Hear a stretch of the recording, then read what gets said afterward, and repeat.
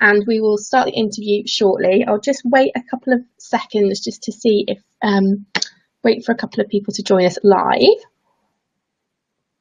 And then we will go from there. So I am live from fairly sunny Shropshire. It's warming up. The nights are getting lighter, which is lovely. Dina's in Hertfordshire, so a little bit further south of me, just outside of London. So if you're watching, let us know where you are as well. We've got lots of BizMums from all across the UK, which is super, super cool. What's it like with you? Is it sunny there, or have you got the rain? A bit cloudy, but it's dry, so that's good. Yeah. Oh yeah, it's better. We had some awful rain last night. It was chucking it down, but it's up this morning. Awesome. Okay, great. I can see that we're getting some people coming on. I don't know if my signal's great though. If you can just comment if there's a problem with my signal at all, please just pop in the comments and I can run downstairs and see if I can get a better connection. If you could let us know. Fab. Okay, so we shall get going. Let me bring up my questions. Hold on a second. Oh.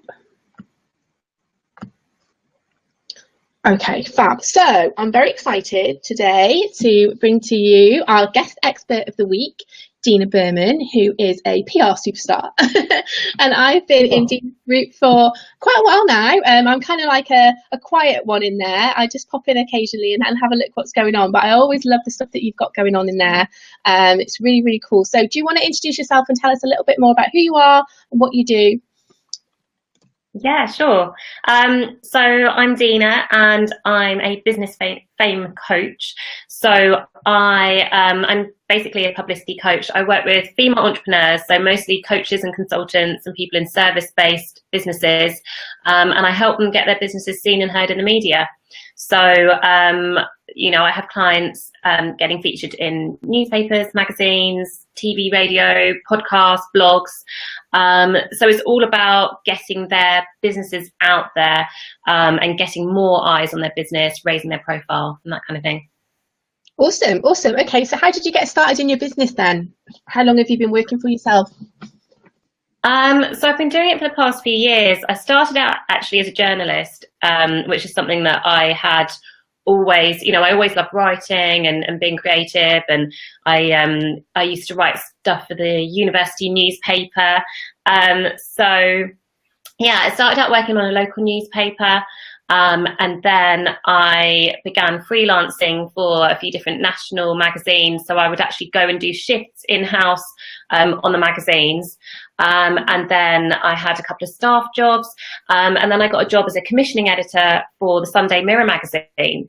And so at that point I was looking after the real life sections. They used to do a lot of celeb stuff, and then they used to do a lot of real life stuff, which is with like the normal people, the non-celebrities. So every week I would be sent hundreds of press releases and pitches from people wanting to get coverage, and it would be from people wanting to promote their business or their organization or their charity or whatever it was that they were promoting. So we only had slots for 2 features every week.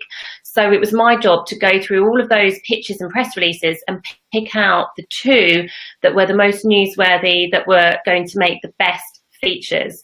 So I became really good at knowing what made a good story and being able to spot a good headline and being able to recognize a good pitch and a good press release.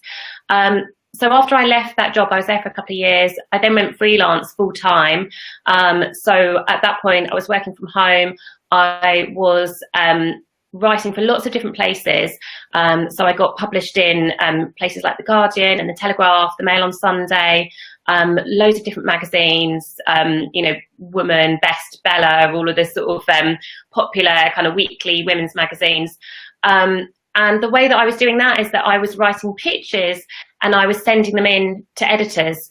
And if they liked what I was pitching as a feature, then they would commission me and I would get to write the feature. So because I've had that experience of working on kind of both sides of the fence, I've got a really good understanding of how the media works and how to actually get published and get featured. So when I started up my business, I knew that I had a really good level of insider knowledge that I could share with other business owners to help them get their businesses featured. And so that's what I do now. I work with female entrepreneurs, and I do one-to-one coaching. I have group programs, and I help people learn really how the media works, and then how they can get their business featured, so that they can get really great publicity for themselves. Yeah, that's so cool, because it's hard, isn't it, if you don't understand the behind the scenes type of thing of what journalists are looking for and what works as a feature. And you know, it's really powerful to have that understanding. So I'm probably completely wrong on this, but I always think of like journalists as being quite a glamorous kind of job. Was it glamorous like that, or was it just, does it seem more like that than it actually is? Part of it is glamorous. When I first started out, I was working on a local paper, and that probably wasn't so glamorous, because we used to have to do things like go to council meetings and report from council meetings, and lots of kind of local events and things like that. I used to do court reporting, so you used to have to go and sit in court and take notes, because also they wouldn't let you record anything, so you had to do shorthand. So you'd be sitting there writing your notes in your notepad. So that side of it was a really good training ground, and that was when I sort of first come out of university, and I was, you know, doing all this real like grassroots kind of journalism, which was great, but yeah, absolutely not glamorous, and you know, having to do weekends and evenings and things like that. But I was quite lucky. I had a few jobs when I was doing shifts, and one of my staff jobs was actually on a celebrity magazine. And I had a period of time when I was writing a showbiz column, and I had a column with two other girls, and we used to go to all the parties and premieres and report back from them. So we used to do like the red carpet stuff, and we used to get to interview celebrities. So that part was quite fun and quite glamorous. But even with that, to be honest, it's fun to a degree, and then you get to the point where you're sort of having to go out, you know, so many times in a week, and it's kind of, you know, it can take over a bit. So I think it's, you know, it's one of those things. I'm so glad that I did it, and it was, you know, absolutely really great fun.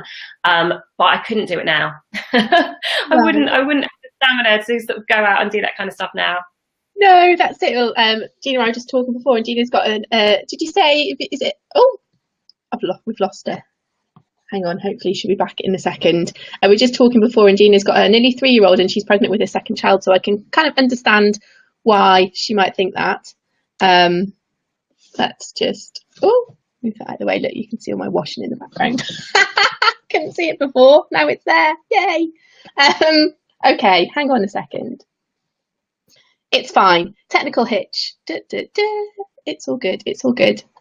Let's see. Oh, I'm back again. It just completely disappeared. Don't worry, it's fine. I filled for you. Don't worry. I was just saying. Did you say, have you got a little girl who's nearly 3? A little boy? Yeah, she's 3 next month. Yeah. And you're pregnant with your second child, so I can completely understand why probably the life on the celebrity circuit wouldn't be suitable now, and I guess doing all the journalism, because I suppose it is on social hours and stuff like that, isn't it? So, or was it because of her, or why did you set the business up?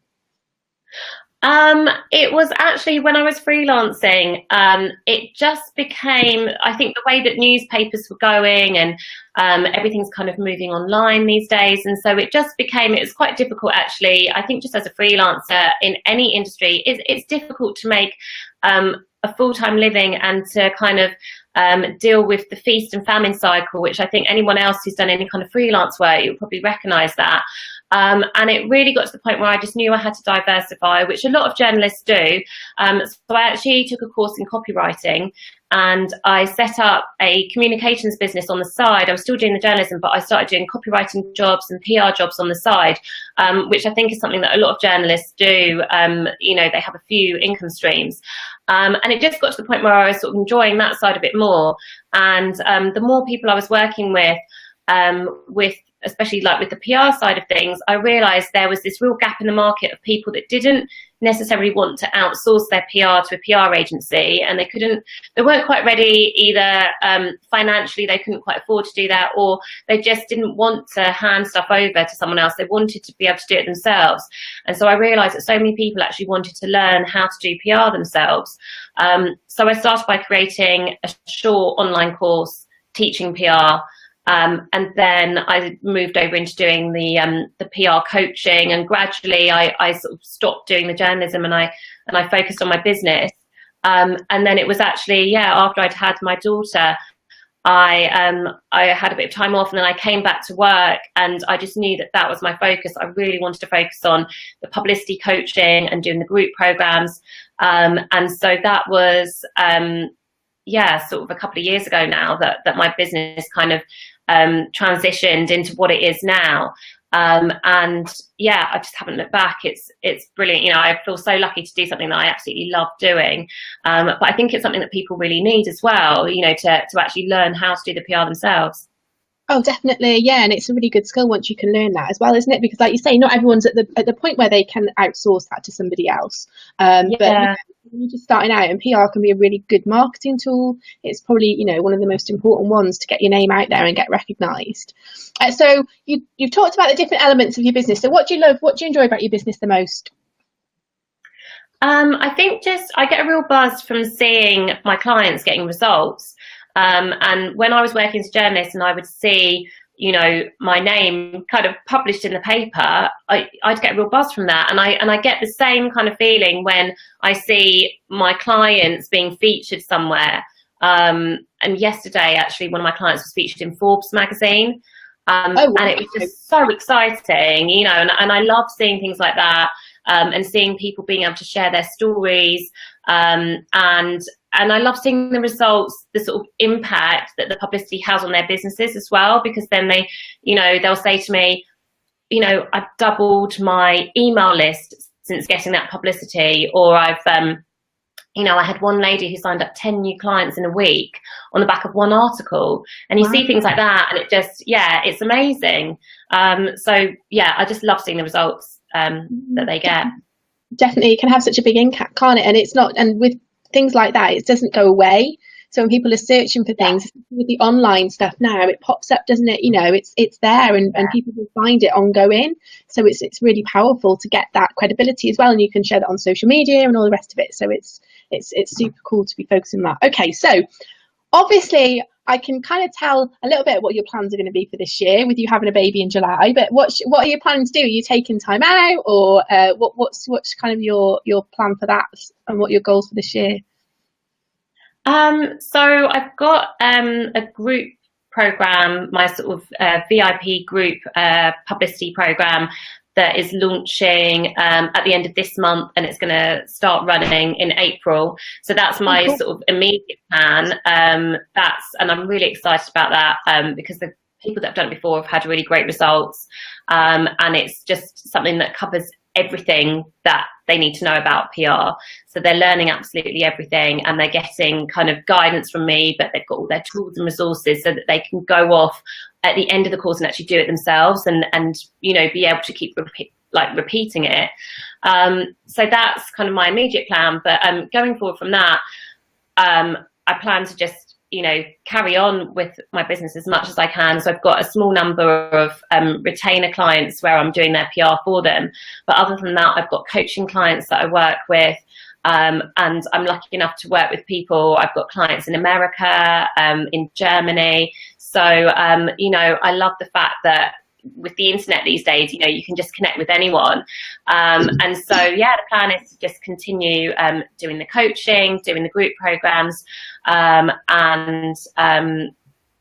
just to keep going with everything that I'm doing. And obviously, I'll see kind of how I get on when I've got a newborn to deal with as well. But I think with the way that a lot of things are set up, I'm trying to put more sort of automated systems into my business, so that I've got certain things that can run without me having to have a huge input.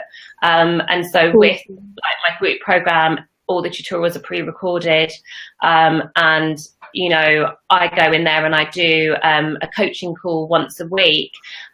So it's not too time intensive for me. So the plan is to just keep going with those kinds of things, so that yeah, it's something where I can work with a lot of people at the same time, so that I can maximize my time.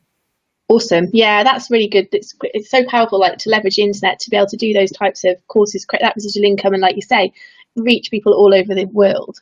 It's like, wow. Like, like 15 years ago, this couldn't be possible. It was just, I know. Like, I don't know how people ran businesses or did anything without the internet. Yeah, no, we're so lucky to have the internet and to be able to use Skype and, you know, to be able to connect with people so easily. Yeah, it just makes such a difference. It is. The world's a really small place nowadays, isn't it? You know, we were just talking before the chat, and I was saying how I was asking Dina where she was, and she's in Hertfordshire. I was saying last week we had an expert from Bali, another one from America, from Merseyside, and it's just like the world's just such a small place. But it just creates such amazing opportunities for us running businesses now. So long-term plans then, what's your big goals? Have you got any kind of like bucket list goals that you want to put out there, what's your plan for the business in the future? Just to keep growing the business, really, and to, you know, be working with as many women as possible to help them share their message and get their stories out there. And I've got a vision board actually in my office, and I have got something on there about writing a book. So that is on the list, that one day I'd like to write a book. Don't know when that will happen.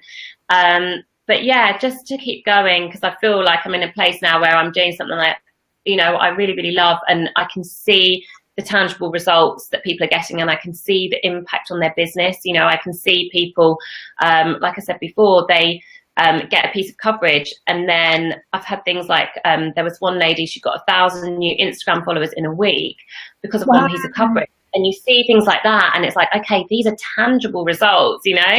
And yeah, I've got another lady who doubled her Facebook group in 48 hours from one blog post. She made $12,000 worth of sales from those people coming into the Facebook group. And it's like, you know, I just want more people to be able to experience that. And I want people not to feel mystified by PR, and I don't want them to feel like it's out of their reach, because I think a lot of people do. And I think a lot of people feel like it's going to be too difficult, or that maybe it's not for them.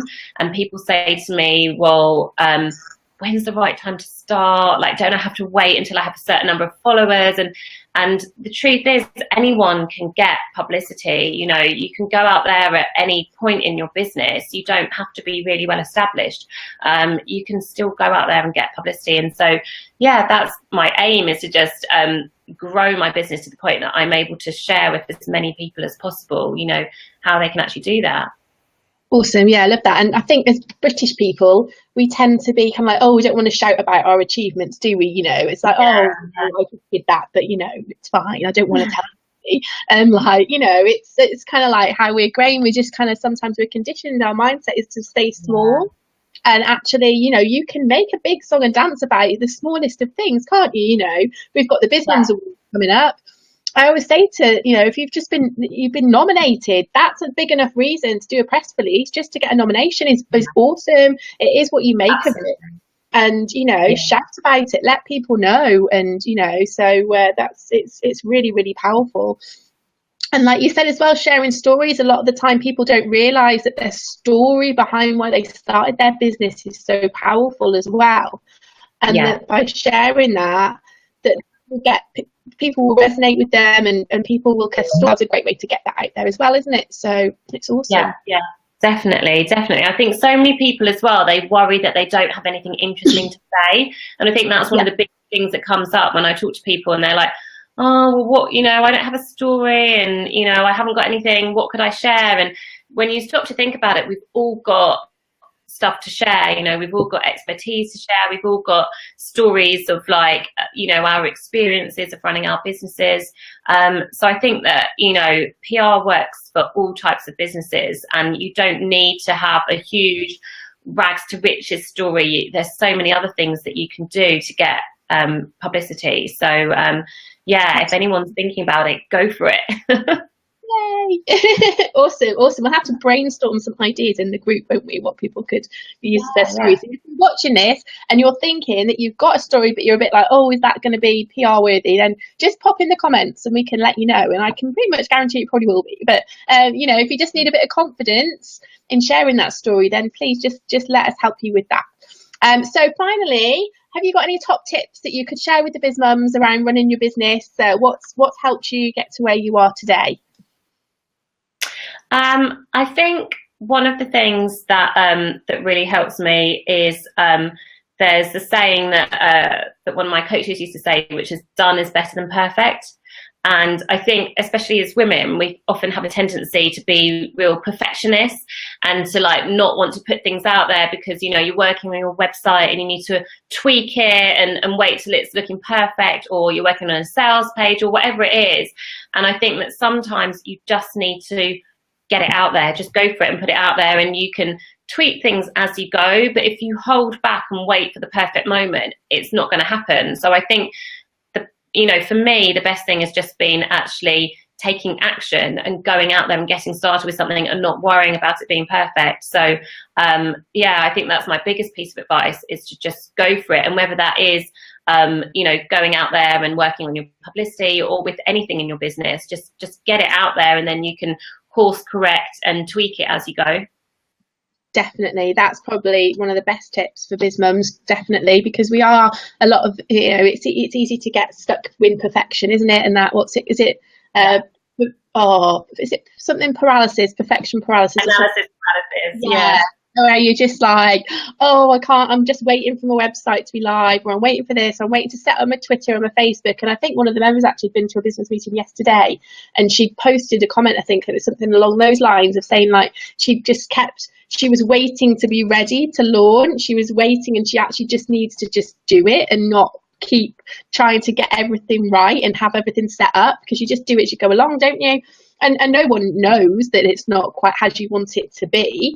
And a lot of the time, if you're creating things and what you think people will want, actually when you start your business, a lot of the time it changes anyway. People, you might start talking to who you think is your ideal audience, and it's somebody different. Or you might start creating a program that actually people don't want, they want something else. So you spend getting it ready, the less time you are actually working on what people want and finding out. So yeah, it's really powerful. Yeah, I think that happens a lot. Your business just grows organically, doesn't it? And you kind of start off doing one thing and then it slightly changes. So yeah, absolutely. So Emma's just asked a question. She's put, where would a small business send a press release to initially with no contacts in the press, media? She said she's finding it difficult to know where to start. Okay, so the first thing I would do is think about who is your ideal client and where do they hang out, because that's going to help you to get really clear on the types of media that you want to approach. So if you haven't already you get these sort of ideal client exercises that you can do to help you get really clear on who your ideal client is. So I spend some time. Academy, so you can download that. We've got one in the business. Because I think that people overlook that, and people often think, I know who my ideal client is, but you have to know them so well. You have to know, what are they worried about, what keeps them up at night, and what are they struggling with, what solution can you provide to them, but also what do they do in their spare time, where do they hang out, so what magazines are they reading, what blogs are they looking at, what papers do they like, and if you don't know that, ask your past clients or ask your followers. So that would be the first thing. If you're wondering which publication do I go to, think about who your ideal client is and where they're hanging out, because that's where you want to be. Cool. And then is it just a case of just finding out the contacts there and then just contacting them? I'm sure it's normally pretty easy just to search on websites for the journalists and stuff, isn't it? Yeah, so just spend time getting to know the publication and reading through it. And then absolutely, normally you'll find something, if it's a magazine, they'll normally have a masthead where they'll have all the different writers listed. Or if it's, if you can look on a website, often they'll have a contact page where they'll have different people listed. So you can normally, just do a little bit of detective work and find out who the different journalists are and the different editors, and just get in touch with them directly. And I would definitely recommend contacting an individual journalist or editor rather than just don't send something to a generic email address, because you never know who's going to be checking that and how often it's going to get checked. It's much better just to go to a journalist directly. Cool. Okay, well, Dina's going to be back at 2 o'clock anyway, sharing her 5 steps to do your own PR. So I'm sure some of this will get covered in that anyway.